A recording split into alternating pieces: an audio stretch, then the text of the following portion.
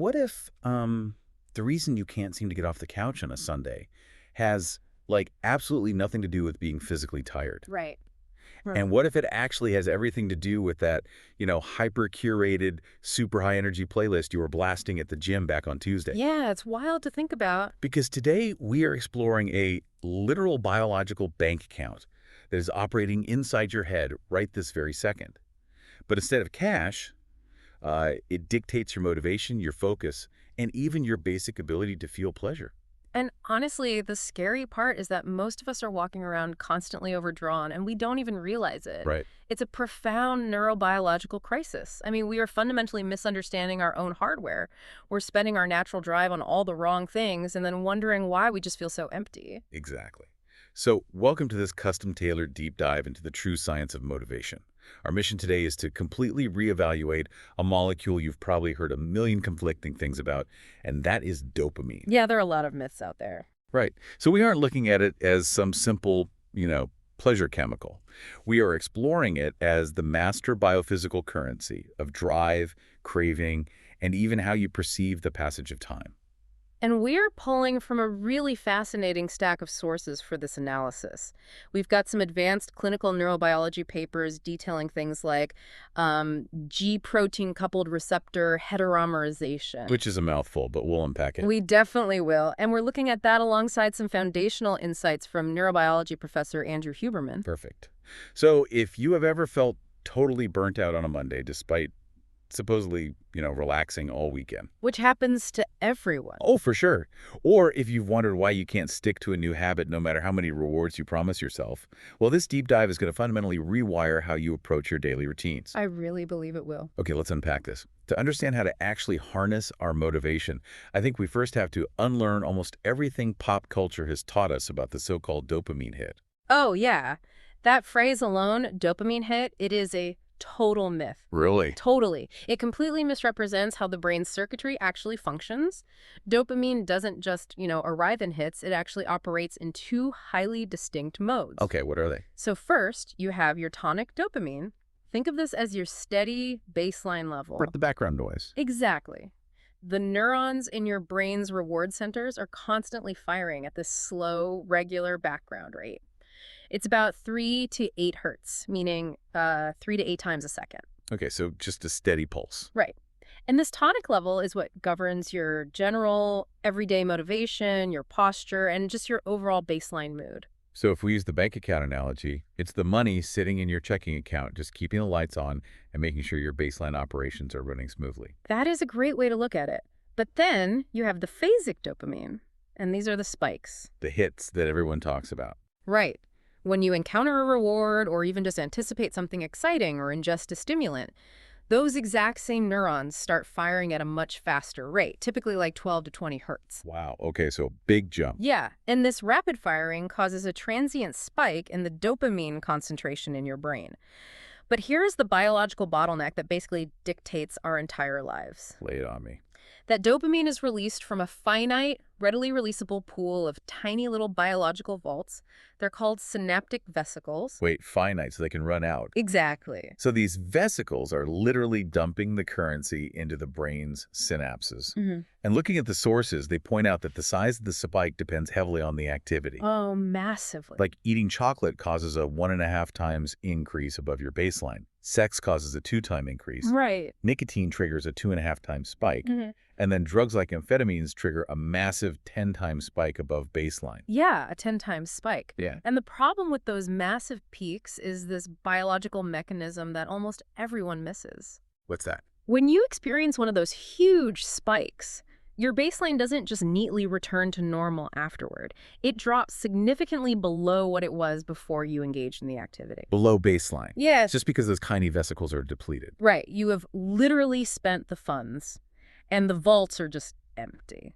Wow. The brain takes time to manufacture more dopamine to replenish that readily releasable pool. I mean, it has to synthesize it from amino acids like tyrosine, which requires cellular energy and time. So it's not instant. Not at all. Yeah. And this is the biological root of the pleasure-pain balance. Okay. That makes sense. It is exactly why people experience things like postpartum depression or, that weird, empty, lethargic crash after graduating or the day after finishing a huge project at work. Oh, I know that feeling well. Right. The higher the peak, the deeper and longer the subsequent drop in your baseline.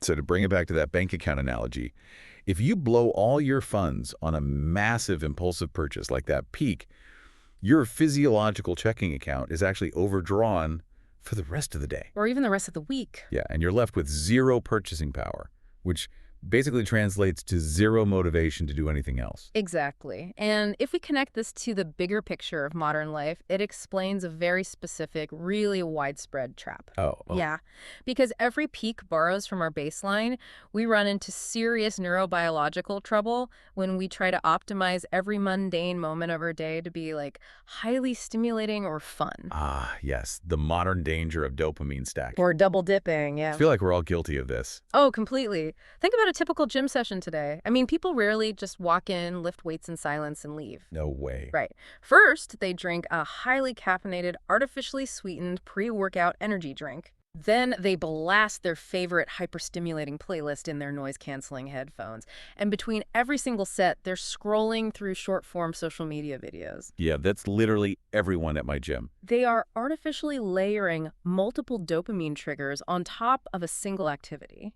Hold on, I feel kind of personally attacked here. I mean, I layer a pre-workout, a podcast, and loud music just to survive leg day. I get it. I really do. But are you telling me that by trying to make the workout tolerable, I'm actually biologically sabotaging my motivation for the rest of the week? Like, am I supposed to just stare at a blank wall while I lift? I know it sounds austere, but biologically, yeah, you are sabotaging tomorrow's motivation. That is brutal. That repetitive stacking does two deeply detrimental things. Mm. First, it rapidly depletes that vesicular pool we just talked about. You're emptying the vaults over and over. Okay.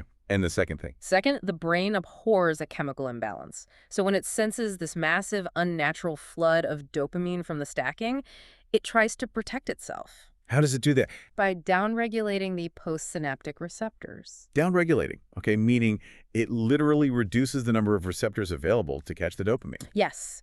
Imagine your brain cells are houses and the receptors are mailboxes. Okay, I'm tracking.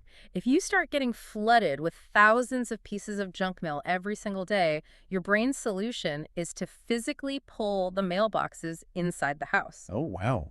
So now, not only do you have less dopamine available because you emptied the vesicles, but you also have fewer mailboxes to receive whatever dopamine is left. Man, so you have essentially increased the environmental conditions required just to feel a normal baseline level of pleasure. Exactly.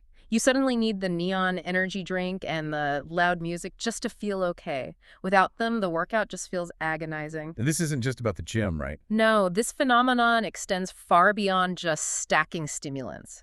It fundamentally alters how we process extrinsic rewards. Like things we give ourselves for completing a task. Right. There is this classic Stanford nursery school experiment that illustrates this mechanism beautifully. Oh, the drawing one. Yes. Researchers identified a group of children who intrinsically loved drawing. They just did it for the pure joy of the activity itself. Right. Then the researchers started giving them a gold star-like, an extrinsic reward every single time they drew a picture. And let me guess, the brain's accounting system totally shifted. Completely. Yeah. When the researchers eventually stopped handing out the gold stars, the kids stopped drawing. Wow. The extrinsic reward had entirely undermined their intrinsic motivation.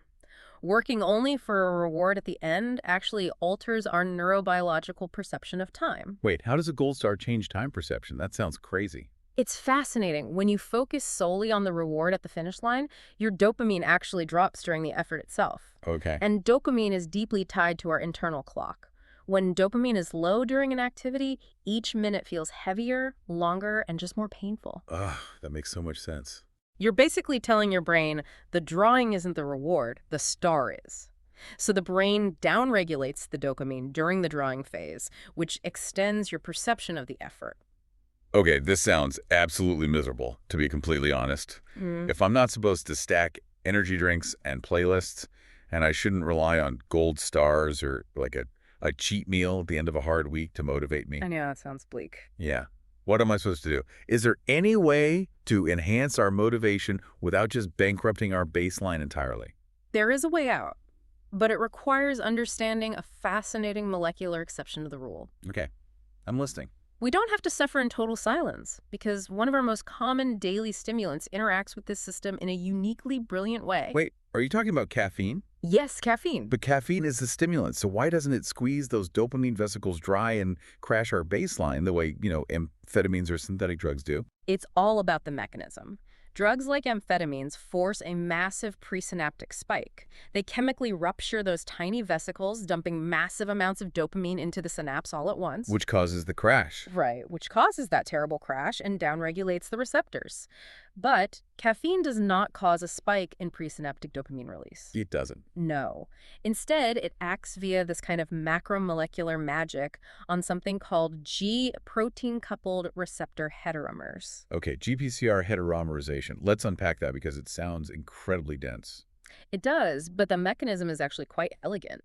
In the striatum of your brain, which is a key reward area, you have these receptor complexes. Okay. In these complexes, an adenosine receptor, specifically the A2A receptor, is physically linked to a dopamine D2 receptor. They are locked together. Locked together, got it. Now, adenosine is the molecule that builds up in your brain the longer you are awake, making you feel tired. Right, sleep pressure. Exactly. Usually when endogenous adenosine binds to its side of the complex, it creates a negative allosteric clamp. Okay, let me jump in and give the listener a visual here. Imagine these two receptors, adenosine and dopamine, are sort of dancing together. I like that. And when adenosine cuts in and binds to its side, it physically twists its partner, the dopamine receptor, into a shape that makes it really hard for actual dopamine to attach to it. Yeah. It's almost like changing the locks on a door so the dopamine key no longer fits. Mm-hmm. And that makes you feel sleepy, sluggish, and totally unmotivated. That is a perfect way to visualize the allosteric clamp. Now, when you drink a cup of coffee, caffeine enters the brain, and caffeine is a competitive antagonist against adenosine. Meaning it competes for the same spot. Right. It swoops in and acts as a bouncer, physically blocking the adenosine from binding to that receptor. Oh, nice. By doing this, caffeine prevents that negative clamp from happening. The physical shape of the receptor complex shifts back to its optimal state. Oh, wow. And that actually increases the D2 receptor's affinity for the endogenous baseline dopamine that is already floating around in your brain. Oh, that's brilliant. So caffeine isn't dumping out our biological bank account at all. No, not at all. It's essentially just turning up the volume knob on the dopamine we already have. Exactly. And we know this for a fact because of human PT scans. A real brain scan. Yes, using a radioactive tracer called carbon-11 reclopride.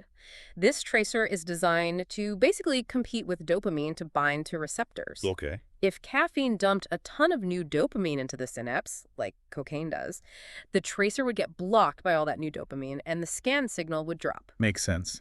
But instead, after human subjects take caffeine, the raclopride binding potential actually increases in the ventral striatum. Wait, really? Yes, this proves caffeine isn't dumping new dopamine. It is physically upregulating the availability and sensitivity of your postsynaptic receptors. That is absolutely incredible. So caffeine is safe because it works with our existing baseline rather than spiking and depleting it. Exactly right. But, even with a cup of coffee, we still have to do the actual work, right? Unfortunately, yes. If we shouldn't rely on stacking, and we can't always rely on an extrinsic reward at the end of a hard task, how do we biologically generate the sheer drive to just do difficult things? The answer to that lies in a very specific structure of the brain. It's called the anterior midcingulate cortex, or the AMCC. The AMCC. Right. This brain area is essentially the central hub for integrating executive control with the cost of effort.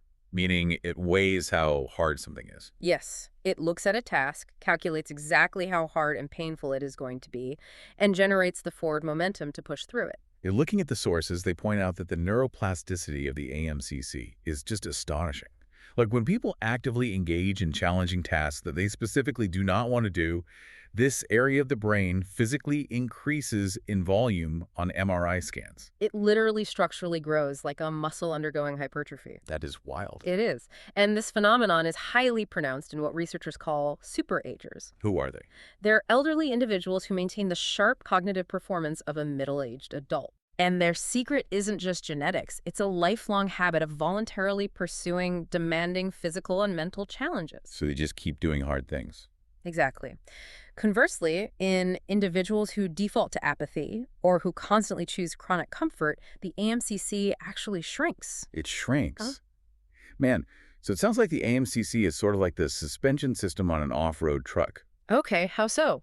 Well, if you only ever drive on perfectly smooth paved roads, the suspension never gets tested, and eventually it just weakens. You Mm. literally have to take it off-road. You have to intentionally introduce friction and rough terrain to maintain the structural integrity of that part of the brain. Right. You literally have to add reps to that willpower muscle. That structural analogy is spot on. And this is really the biological foundation of Carol Dweck's famous growth mindset. I've heard that. Yeah, when you cognitively frame effort and friction as a positive signal, when you consciously tell yourself, this is hard and therefore the effort itself is the reward, you actually generate a gradual, modulated release of dopamine during the process. Oh, so you aren't waiting for the finish line anymore. Right. You are no longer waiting for the gold star at the end. You are creating process-centric reinforcement. And scientists can track this in real time? They can. It is trackable via an electrical waveform in the brain called error positivity, or the PE waveform. The PE waveform. Okay, think about the listener right now who might be trying to learn how to code or trying to learn a new language. Sure. Usually when they get an error message on their screen or they mispronounce a word, their brain registers that mistake as a punishment, like a reason to quit. The time perception stretches out, and it just feels awful. Yes. But you're saying that by actively reframing that frustration as the actual goal of learning, they can physically alter their brain's electrical signature and dopamine release? Yes, absolutely. People who have cultivated a growth mindset show a significantly higher PE response.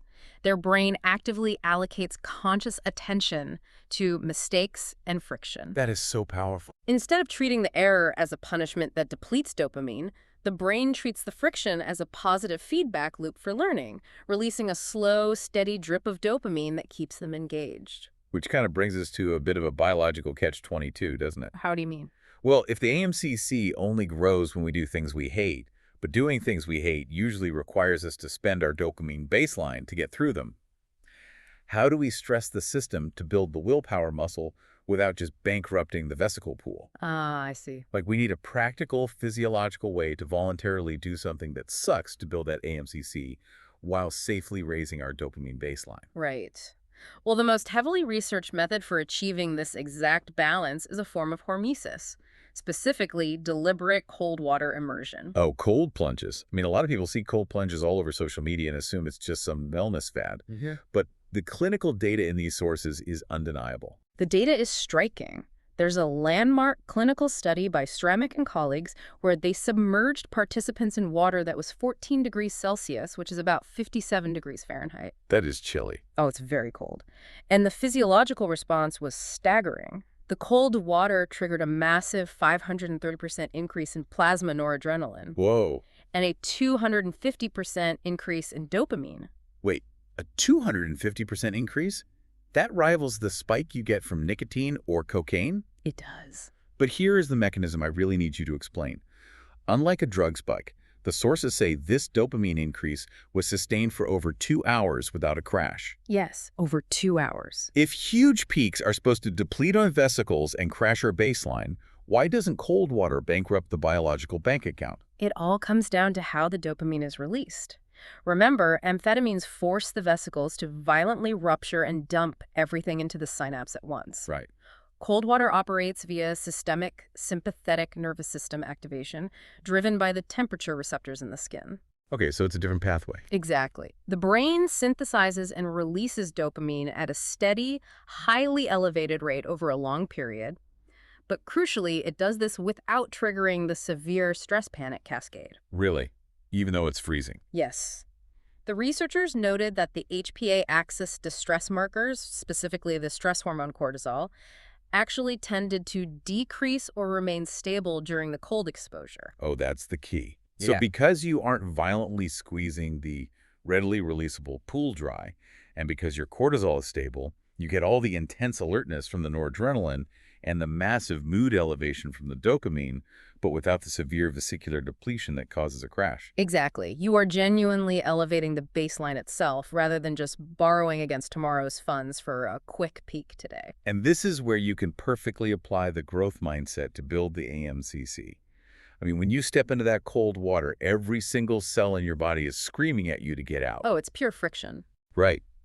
But by leaning into that initial wall of cold shock, by telling yourself that the friction is the reward, you are providing the ultimate training ground for the dopamine AMCC circuit. You really do. You aren't doing it for a gold star, and you aren't stacking it with a podcast. You are just being in the friction and physically growing your willpower. It is the perfect synthesis of the biology and the psychology we have been mapping out today. It totally is. You avoid the trap of dopamine stacking, you utilize an intrinsic reward system to shift your perception of time, and you elevate your baseline in a sustainable way. All right, let's bring it all together. We have taken quite a journey today mapping out the true science of the dopamine system. We really covered a lot. We started by busting the myth of the dopamine hit, learning how massive, unnatural peaks violently empty our tiny biological vaults, our synaptic vesicles, and subsequently crash our baseline motivation. And we explored the pervasive modern dangers of double-dipping and extrinsic rewards. Layering stimuli downregulates our postsynaptic receptors, literally pulling the mailboxes inside the house while stretching our perception of time. Yeah, that mailbox analogy is going to stick with me. We also discovered the molecular magic of caffeine and how it acts as a competitive bouncer against adenosine. Right, shifting the shape of our receptors to turn up the volume on our existing dopamine, rather than acting as a biological credit card. And finally, we learned how to structurally grow our willpower in the AMCC through deliberate friction, growth mindset, and cold water immersion. It completely reframes how we should look at our daily routines, our struggles, and even our moments of boredom. It really does. So here is a practical challenge for you, the listener, based on the science we covered today. I love a good challenge. The next time you are about to layer a podcast, a cup of coffee, and a snack just to get through some tedious emails or like a mundane workout, remember that you are borrowing from tomorrow's baseline. Yeah, don't bankrupt tomorrow. Try flipping a coin. If it's heads, remove just one of those inputs. Embrace a little bit of silence. Practice finding the reward in the effort itself and start doing some off-road reps for your AMCC. That's a great exercise. And as you think about applying that friction to your own life, consider the broader implications. Oh, okay. If neurobiology proves that our brain's willpower center, the AMCC, structurally shrinks when we default to comfort and only grows when we actively embrace things we don't want to do, what does this mean for our increasingly automated, frictionless modern world? Wow. Yeah, if technology is constantly eliminating our need to do difficult things. I mean, algorithms curate our entertainment, delivery apps bring our food, and AI writes our emails. Are we unwittingly engineering a biological crisis of apathy? It's a huge question. If our physiological bank accounts require struggle to build true wealth, maybe it's time we stop trying to make everything in our lives so easy.